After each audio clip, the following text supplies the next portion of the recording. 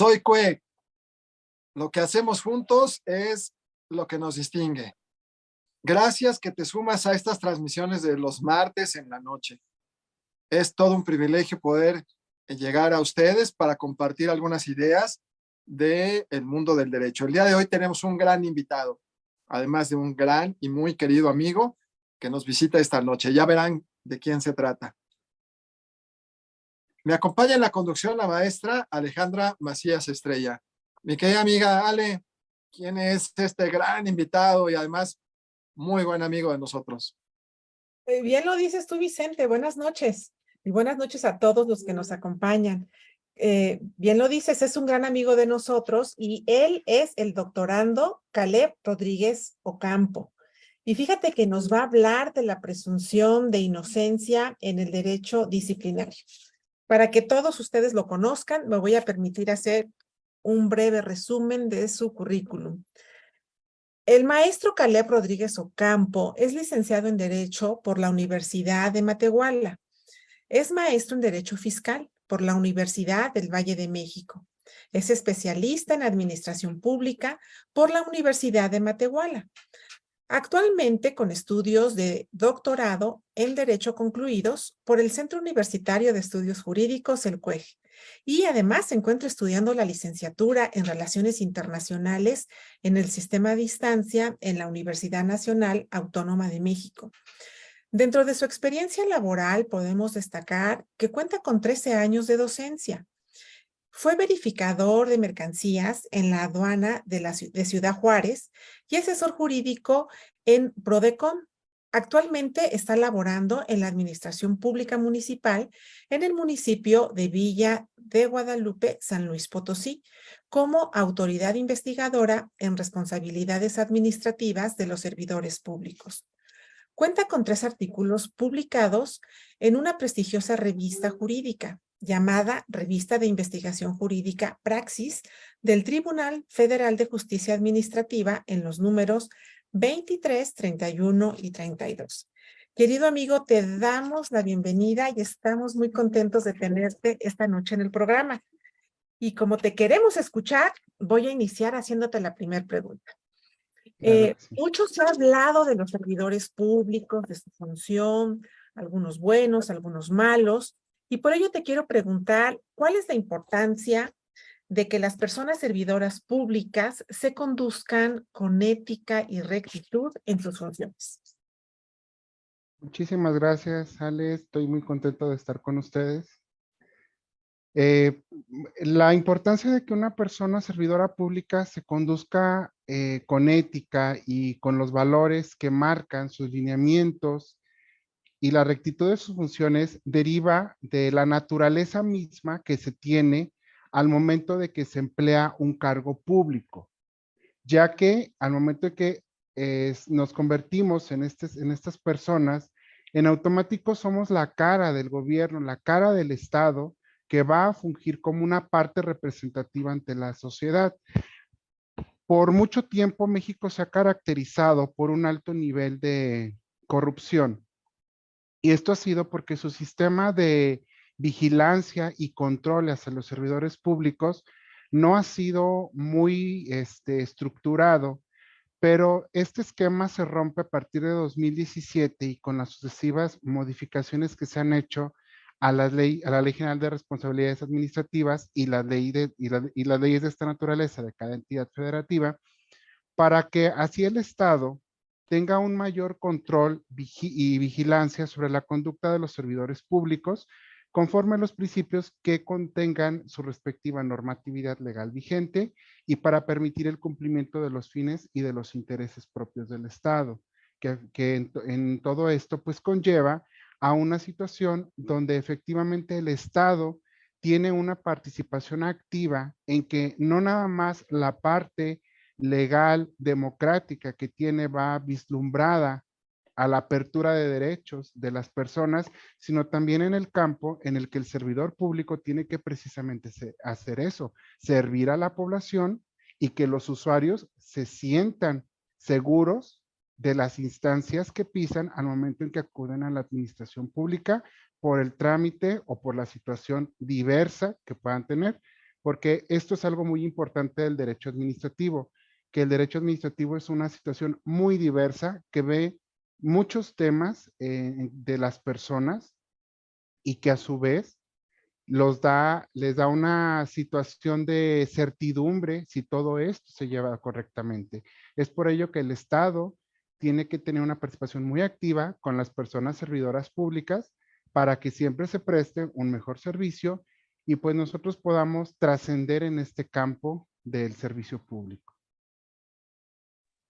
Por lo que se refiere, mi querido amigo, a esta parte Sí. de la importancia de la cuestión ética y la rectitud en la función, ¿hay alguna área en especial de estas instituciones como las contralorías o algunos otros organismos de control que estén encargados de llevar a cabo esta actividad? Claro que sí. Actualmente, antes de la reforma de 2017, eran propiamente las auditorías, tanto la Auditoría Federal como las auditorías de los estados, quienes se encargaban mayormente de estos aspectos. Pero a partir de la reforma máxima que fue en 2017, cuando nace el Sistema Nacional Anticorrupción y los sistemas estatales anticorrupción, donde se fundamenta el punto de partida para que cada órgano de control, y en el caso de los municipios, contralorías municipales, las auditorías de los estados, la auditoría de la federación, tengan una participación activa dentro de los procedimientos ahora conocidos como procedimientos de responsabilidad administrativa, que son parte de, de esta situación sancionadora del Estado y que ha venido evolucionando constantemente en estos últimos años al grado de que todas las contralorías, incluso municipales, tienen que tener sus áreas de investigación, sus áreas de substanciación, para que puedan ellos resolver procedimientos e integrar expedientes que permitan llevar un control correcto para que haya una vigilancia debida del comportamiento del servidor público y en su caso una posible sanción, si es que pudiera trascender a ello también. Entonces, sí, los órganos de control que participan son las Contralorías Internas Municipales, los órganos internos de control, en el caso, por ejemplo, de los organismos descentralizados, la Auditoría Superior de la Federación y las auditorías de los estados. Y en base, querido Caleb, de lo que nos has comentado y de las responsabilidades precisamente que tiene la función de estos servidores públicos, es que me gustaría preguntarte, ¿cuál es la base del sistema precisamente de responsabilidades administrativas en nuestro sistema jurídico mexicano? Claro. Fíjate que entre toda esta gama de lo que decía ahorita, que el derecho administrativo es tan diverso que engloba muchísimos panoramas y muchísimos mundos, encontramos que precisamente este fundamento del derecho disciplinario en nuestro sistema mexicano nace de lo que en derecho penal conocemos como el jus puniendi, o aquella facultad del Estado para sancionar. Entonces, este jus puniendi se toma como una base esencial en donde el Estado puede llevar a cabo una sanción hacia una persona, pero siempre y cuando se establezcan principios y obligaciones que rijan a la actuación, en este caso de los servidores públicos. Segundo paso, que se creen las bases para que el ente establezca políticas eficaces en el servicio público. Paso 3, que se determinen mecanismos de prevención, corrección, en su caso investigación de las responsabilidades administrativas, para posteriormente, con toda esta gama, poder fincar una responsabilidad y todavía calificar las faltas de las personas servidoras públicas que pudieron haber actuado en contravención de su normatividad y de hallarse responsables, poder establecer un procedimiento disciplinario y, por último, fincar una sanción. Entonces, la base principal la tomamos propiamente del derecho penal, el jus puniendi. Extraordinaria participación, mi querido amigo, porque la verdad es que el tema es muy interesante, pero además muy necesario. Vamos a hacer una pausa. No se vayan. Es muy breve. En un momento regresamos.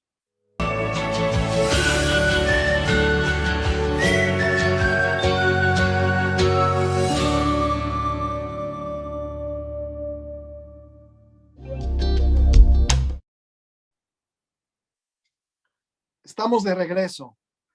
Gracias si te sumas a la transmisión en este momento. Te informamos que estamos hablando con un gran especialista en el tema, el maestro Caleb Rodríguez Ocampo, quien presenta esta noche al foro el tema, la presunción de inocencia en el derecho disciplinario. La verdad, mi querido amigo, que además de ser un tema muy importante, creo que es muy necesario en la actualidad. Y con todas estas reformas a partir del 2017 que nos comentas, pues la verdad es que me quedan algunas dudas que voy a aprovechar para hacerte. Te voy a preguntar, con respecto a la inocencia en este sistema de responsabilidades administrativas, ¿cuál sería, con tu gran experiencia, la diferencia, así con manzanitas para los que no somos tan expertos, con el sistema penal? Sí, claro. Bueno, antes de dar la diferencia de esto, quisiera hablar el por qué se denota la presunción de inocencia dentro de los procedimientos administrativos sancionatorios.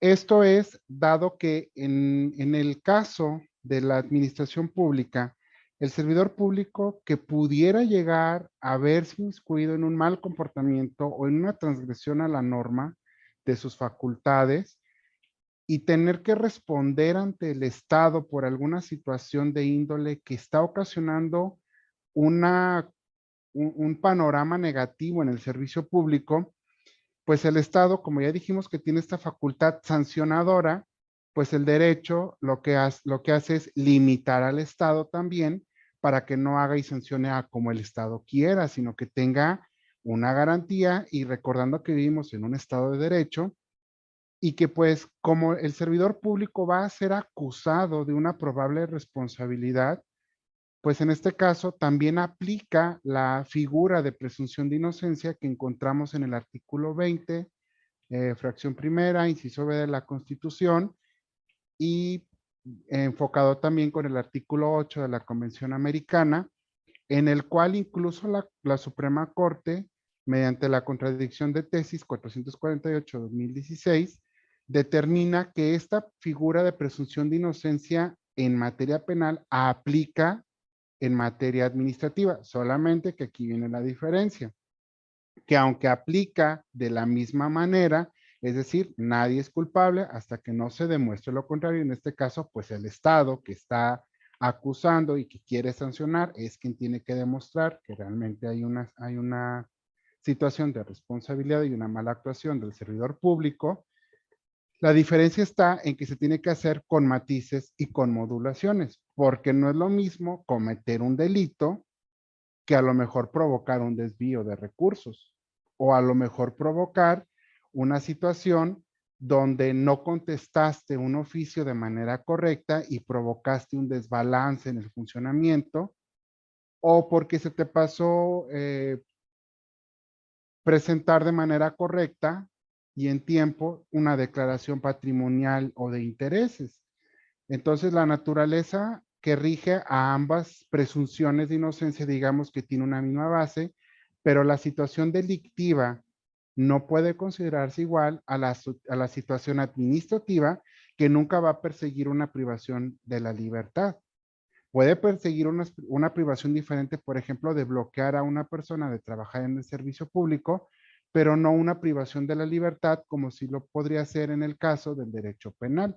En este caso, obviamente, la parte más delicada en la presunción de inocencia viene del derecho penal, y en el derecho administrativo digamos que es un poco más relajada esta situación, porque sus matices y su modulación es más, menos gravosa o menos denigrante incluso para una persona al momento en que se enfrenta a un procedimiento. Y justo ahora que mencionas este tema de la presunción de inocencia, a lo mejor podemos entender la importancia que esta tiene en la materia penal, porque justo como has dicho, o sea, aquí hay unas sanciones severas que incluso pueden ser privativas de la libertad. Y En la materia administrativa, como lo mencionas, puede ser un poquito más relajado, digamos, pero sí me gustaría preguntarte que por qué es necesario resaltar precisamente este tema de la presunción de inocencia en la materia administrativa. Sí.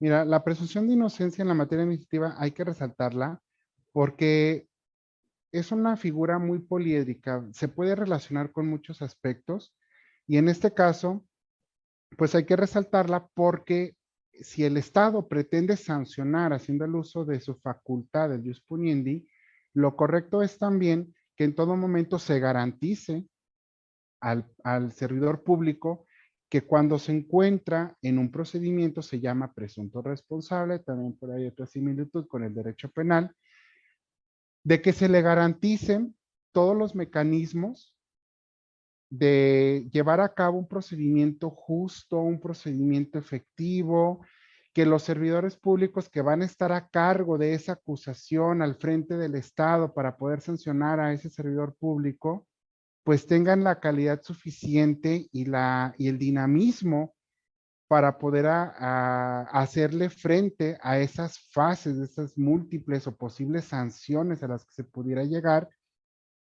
y pues sobre todo que se lleve a cabo una investigación en donde realmente se constate que el servidor público incurrió en una falta contenida en la ley y no nada más que todo se logre por mera presunción. Recordando otra vez lo que decía en la pregunta anterior, vivimos en un estado de derecho y creo que debemos de comprender así a México, incluso los que estamos dentro del servicio público, pues precisamente para ir evolucionando todo este dinamismo, porque para nosotros pues, es algo todavía muy, muy nuevo, todavía se va trabajando en ello, pero sin embargo es algo que está a la orden del día, porque en cualquier momento un servidor público puede llevar una actuación en contra de la ley o en contra de sus facultades o del organismo en el que está. Mi querido amigo, aquí pensando de estas ideas y escuchándote, ¿se podría aplicar para el estudio y la preparación de este tema la teoría del caso? Claro que sí, la teoría del caso es un esquema que se tiene que aplicar, no nada más debería pensarse en aplicar, porque la teoría del caso lo que hace precisamente es crear una metodología a través de la cual se plantean diferentes panoramas y en este caso, en la teoría del caso, pues así como en materia penal el Ministerio Público lleva un armado de su investigación para poder acusar formalmente ante un juez de control a las personas por la comisión de un posible delito, también en este caso, las personas que fungen como autoridades investigadoras de los órganos de control tienen que llevar a cabo esta investigación de poder armarse de elementos y entonces digamos que todo esto funcione como si fuera un reloj, como si todo tuviera un engrane y toda esta situación de la teoría más las pruebas puedan encajar correctamente y poder acusar a un servidor público de la conducta que está realizando contra la ley para que pueda ser sancionado posteriormente por las unidades sustanciadoras y resolutoras, en su caso, después de llevar a cabo un debido proceso. Entonces, la teoría del caso es algo que fundamentalmente se debe, porque también partimos de una hipótesis, al igual que en el derecho penal. Se parte de una hipótesis de que tal persona probablemente cometió esta conducta antijurídica y si la cometió, entonces se le debe aplicar tal sanción. De aquí nacen los llamados informes de presunta responsabilidad que presentan las autoridades investigadoras para darle una continuidad, que es donde analizan todos los elementos que pudieron rescatar de la investigación y analizan cuál podría ser la probable conducta en la cual encaja el servidor público y por la cual lo van a acusar. Pues qué bien que lo dices, mi amigo, porque la gente que por primera vez, por lo menos como yo, que se acerca o que escucha este tema, pues lo haces de manera muy precisa y con estas ideas yo creo que la gente se podrá acercar mucho, mucho más a este tema tan necesario en nuestra actualidad. Vamos a hacer una pausa, no se vayan, es muy breve, en un momento regresamos.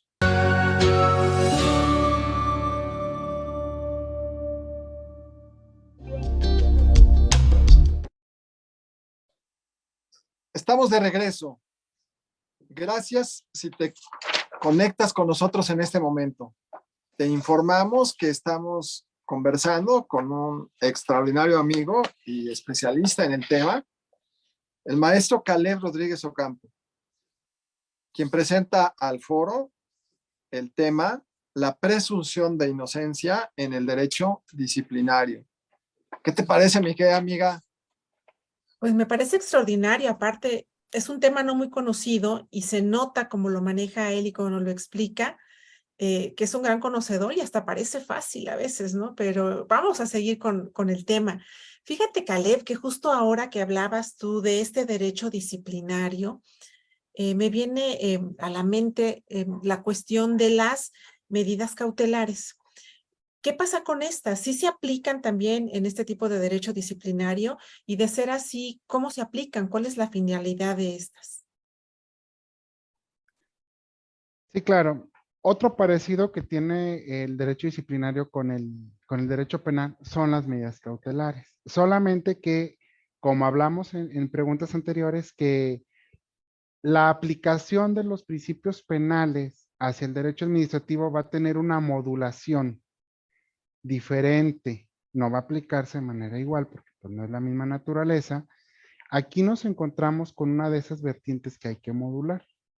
En materia penal, yo creo que por la persecución del delito es muy básico el establecimiento de medidas cautelares y en materia administrativa, como la situación es un poco más tranquila porque también varía mucho la conducta que se está imputando al servidor público, entonces no siempre se llegan a aplicar, aparte de que en el espectro del derecho sancionador administrativo encontramos que las medidas cautelares pues vienen siendo parte de multas, requerimientos, ya en un caso muy extremo, y eso obviamente pues aplicando ya varios llamamientos al servidor público, el uso de la fuerza pública para fin de que se presente. Pero digamos las medidas cautelares también se solicitan, esa la solicita bajo su responsabilidad también las autoridades investigadoras cuando presentan su informe de presunta responsabilidad ante la autoridad sustanciadora, que puede ser la misma Contraloría para casos no graves o los tribunales de justicia administrativa para casos graves, ya cuando hablamos de un cohecho, cuando hablamos de un desvío de recursos, pero en esencia las medidas cautelares en materia, en este rubro, pues son un poco más tranquilas. Incluso hay otra medida cautelar que tendría que darse un caso muy fuerte también, que sería la separación del cargo del provisional del servidor público.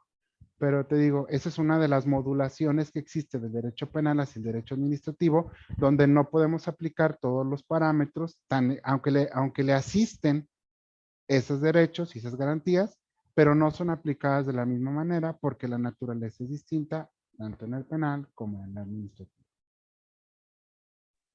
Querido amigo, en la parte internacional de este tema del derecho disciplinario, es importante acudir a los tratados. Ya nos hacías mención hace unos minutos de la presunción de inocencia en uno de ellos.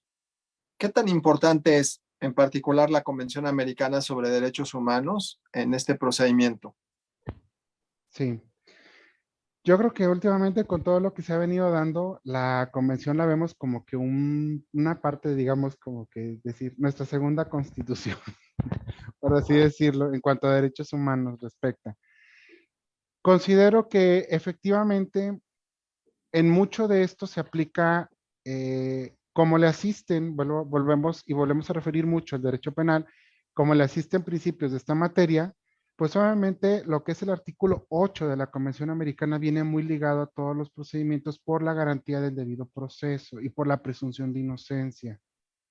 Entonces, este espectro causa que las autoridades administrativas se vean enfrentadas a este rubro, donde pues tengan que también hacer un balance y también tengamos que entrar en el rol de todo lo que es el principio pro persona, en cierto modo como que jugarle un poquito también a los controles constitucionales y de convencionalidad para llevar a cabo un estándar correcto, porque de no llegar el procedimiento de manera adecuada es muy fácil que se pueda caer, porque hay límites que se ponen hacia los servidores públicos cuando están acusando a otro en el procedimiento sancionador, que lo mismo pasa en materia penal, porque muchas personas dicen, es que es culpa de los derechos humanos.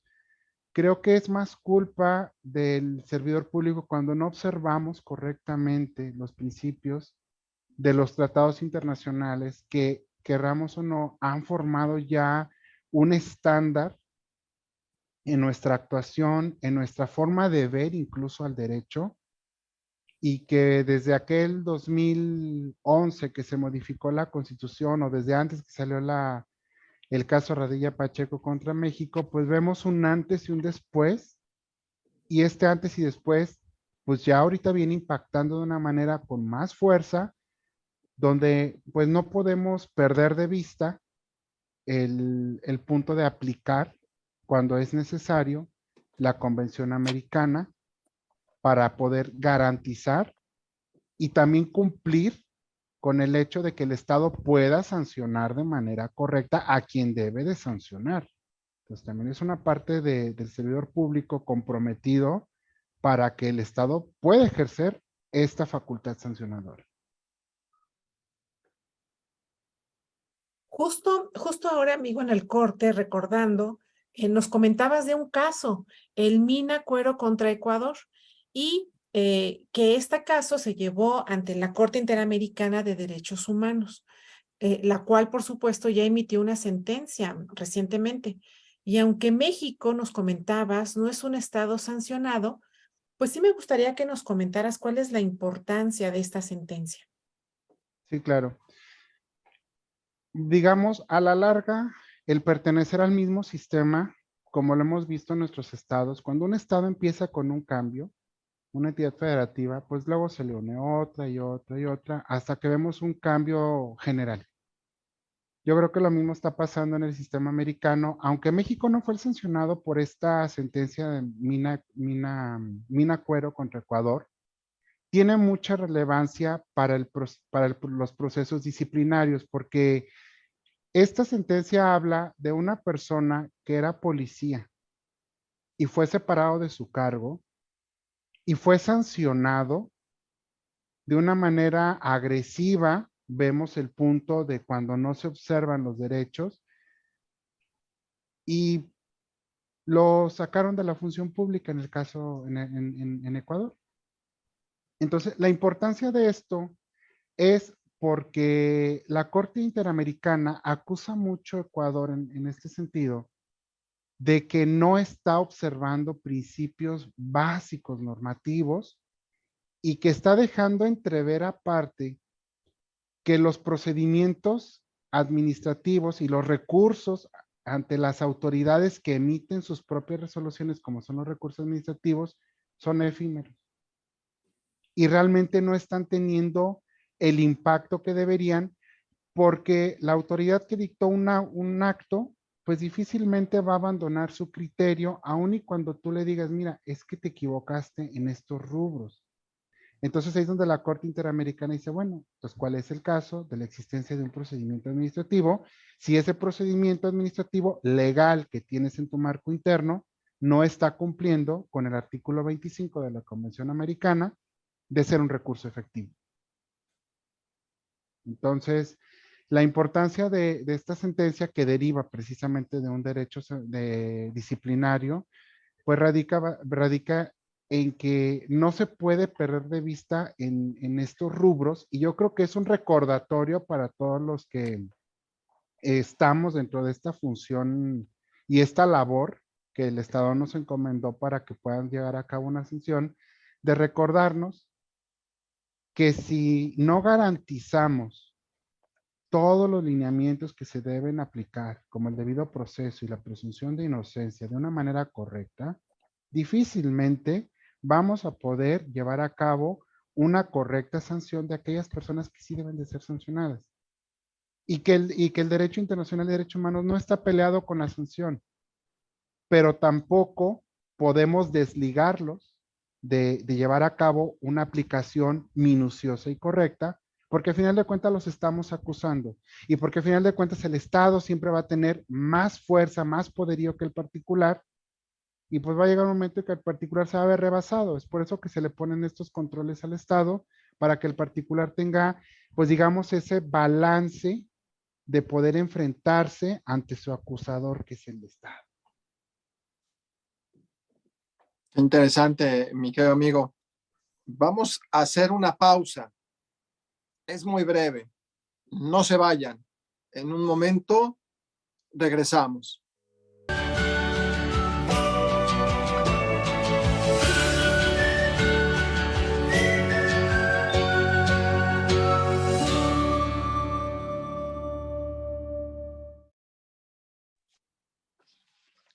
Estamos de regreso. Gracias si te sumas a la transmisión en este momento. Te informamos que estamos platicando con un extraordinario invitado, especialista en el tema, el maestro Caleb Rodríguez Ocampo, quien esta noche propone al foro la presunción de inocencia en el derecho disciplinario. Mi querido amigo, lo haces magistral. La verdad es que parece muy sencillo. No lo es. Es un tema verdaderamente novedoso y de mucha urgencia para nuestro país, pero lo haces muy sencillo con tu explicación. No, Me muchísimas gustaría gracias. seguirte preguntando, ¿cuáles serían desde tu punto de vista las implicaciones en la práctica para la debida aplicación de los procedimientos de responsabilidad administrativa? Ok, esa es una parte muy, muy, muy interesante. Los recursos. Desafortunadamente en México, y como en todos muchos países pasa, vivimos de recursos, y lo hemos visto en muchos lugares, incluso para quienes laboran, o por ejemplo ustedes que dan clase en la UNAM también, que dijeron, es que no hay recurso para un cañón. Ay, pues no, no lo hay. Y esa es una realidad a la que nos enfrentamos todos. Y también nos enfrentamos a esta parte de la preparación, y nos enfrentamos mucho también a que no todos los organismos de control y las contralorías, no todas están en la misma, en el mismo punto de partida. Por ejemplo, hay municipios con 3,000 habitantes, y sin embargo, tienen que tener una contraloría especializada. Hay municipios que no tienen suficiente capacidad de internet incluso, y tienen que hacerle frente a todo ello. Entonces, también veo que está demasiado desbalanceado todo este sistema, porque en México, si bien lo vemos por los compromisos internacionales, se ha tenido que aventurar más en este aspecto también, pero vemos que pues realmente no es equitativo para todos. Muchos municipios, y hablo de los municipios porque es donde más está ocasionando problemas, muchos municipios podrán hacerle frente porque tienen la estructura, tienen los mecanismos, tienen los medios, pero habrá municipios en los que no se pueda. Y va a ser algo demasiado complicado de que se pueda ejercer y practicar de una manera correcta. Y es aquí donde el Estado pues debe considerar, para que todo esto funcione, como en muchos ámbitos, pues erogar un poquito más de recursos, y sobre todo, a lo mejor el recurso pudiera obviarse un poquito en algunos casos, pero sí como que tratar de balancear que pudieran partir de un modo un poco más fijo y que no haya tanta diferencia entre un órgano y otro de control y que incluso lo vemos en algunos estados, por ejemplo, Chihuahua tiene fabulosos tribunales administrativos y luego nos vamos a otro estado, por ejemplo, como Tlaxcala, como Chiapas, que baja mucho esta parte de efectividad.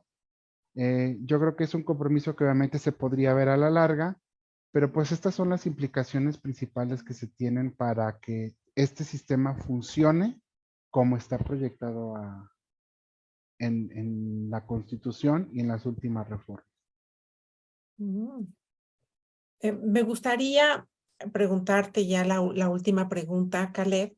Sí. ¿Cuáles son los 4 momentos más importantes que tú consideras de la evolución de este derecho disciplinario en México?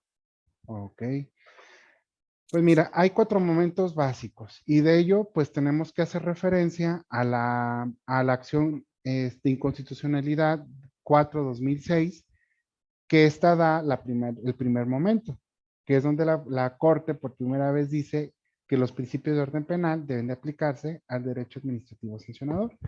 Después de ello, viene la contradicción de tesis 448/2016, pero antes de esta, la Suprema Corte como que dio un retroceso en un segundo momento y niega que pueda haber una posibilidad, que es aquí donde se enfrentan la primera y segunda sala con la contradicción 448/2016, porque una decía que no le eran aplicables las de materia penal y otra decía que sí. Evidentemente, por el punto en el que estamos ahorita, queda firme la sala en donde dice que los elementos del derecho penal aplican para el derecho administrativo sancionador. Un tercer momento es cuando la Corte admite que la presunción de inocencia también debe aplicarse a los procedimientos sancionadores administrativos y que esto deriva de las últimas reformas, desde la contradicción de tesis 448/2016 y las reformas de 2017 y lo sucesivo que se ha venido haciendo. Y por último, el cuarto momento digamos, de la evolución del derecho administrativo es donde precisamente, aunque le asisten muchos elementos del derecho penal, el derecho administrativo no se ha tapado los ojos, sino que ha dado también una pauta de crear sus mecanismos para precisamente tener esta modulación y matización de que si bien las figuras son parecidas, son similares, pero pues no son iguales. Y cada una debe de tener una forma en la que sus procedimientos se vean analizados de manera correcta, de acuerdo a la finalidad que cada uno persigue, aunque su tronco, pues es un tronco común. Pues la verdad es que estamos muy contentos que hayas estado con nosotros, mi querido amigo. Es un tema eh, novedoso, muy necesario, muy joven por todas las reformas administrativas y constitucionales que se han hecho recientemente, pero que para todas las personas que nos escuchan, principalmente nuestras alumnas y nuestros alumnos, seguramente servirá de guía porque es un campo no solo de estudios, sino de trabajo para nuestras nuevas generaciones. Mi querida amiga Ale, ¿quisieras decir algunas palabras para terminar la transmisión? Sí, con mucho gusto. Agradecerte, por supuesto, Caleb, el que hayas compartido estos minutitos con nosotros. Estoy muy contenta de volver a verte, de volver a tenerte junto con nuestro querido amigo Vicente. Y a todos aquellos que nos honraron esta noche con su presencia, los esperamos el próximo martes con otro tema muy interesante de derecho. Mi querido amigo Caleb, unas palabras para despedir la transmisión. Claro, claro, muchísimas gracias. Pues lo único que les puedo decir es de que, como dice el maestro Vicente, es un campo de trabajo que consideren. Considérenlo porque hacen falta abogados que se especialicen en esta área. Si alguno de ustedes tiene oportunidad de hacer servicio social en las defensorías de oficio, pues no duden en adentrarse con los defensores de oficio que se encargan precisamente de la defensa de estos servidores públicos y van a ver que pues es un mundo y un panorama parte del derecho administrativo, pero sobre el cual pueden explorar y pueden tener una muy buena dinámica de vida. Pues nuevamente, muchas gracias. Muy agradecidos que hayas estado con nosotros. Al contrario, Es para mí un un honor. privilegio haberte escuchado. Eres un gran conversador y seguramente has impactado a las nuevas generaciones que nos escuchan en estos programas. Muchísimas Las gracias. materias tradicionales del derecho son importantes, pero se abre mucho la perspectiva para nuestros jóvenes cuando escuchan derecho disciplinario y lo has hecho magistralmente, amigo. Muchas gracias. Ustedes, muchísimas gracias. Soy Cue. Lo que hacemos juntos es lo que nos distingue. Buenas noches.